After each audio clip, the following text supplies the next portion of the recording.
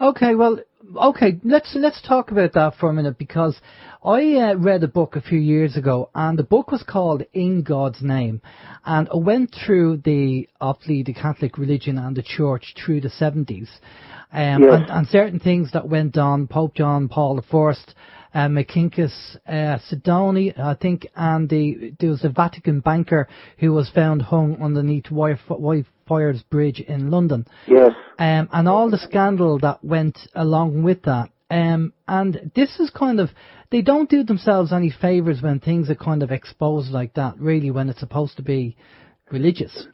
The scandals you mention, of course, are true. There have always been scandals in the Catholic Church.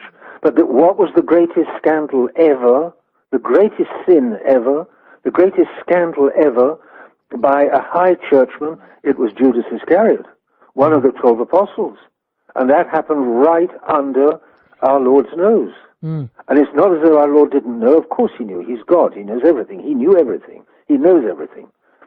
But our Lord Jesus Christ allowed one of the apostles to be a traitor in order to teach us that there are always going to be human scandals in the church. Okay, and does that cover what's happening, like modern day today, with the things that have been going on with the certain priests, abusing kids and stuff like that? I mean, is this another kind of lesson that has to be learned in some way? Well, yes. The church is human and is divine, like its master. Our Lord was divine and he was human. Only the difference is that our Lord was sinless. Whereas the human part of the church that followed him has always been sinful.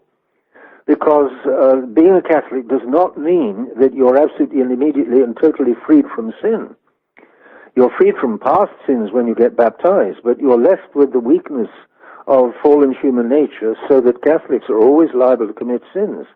And even the churchmen commit sins. Again, you don't get freedom from sin by getting ordained a priest or a bishop. You're still going to have to struggle with sin, and to the point that St. John Chrysostom once said, hell is paved with the skulls of bishops. It's a frightening saying, but it's realistic. Well, it's funny that they have a song saying highway to hell and stairway to heaven, which kind of gives you the idea that very few people will be going up the stairs, and a lot of people will be going down the highway. That is exactly what our Lord himself says. It's in the Sermon on the Mount. Yeah. You'll find it in between chapters 5 and 7 of the Gospel of St. Matthew. Broad is the way that many people that follow it to perdition, and narrow is the way, and few of the people that go in there to heaven. Yeah. To get to heaven is not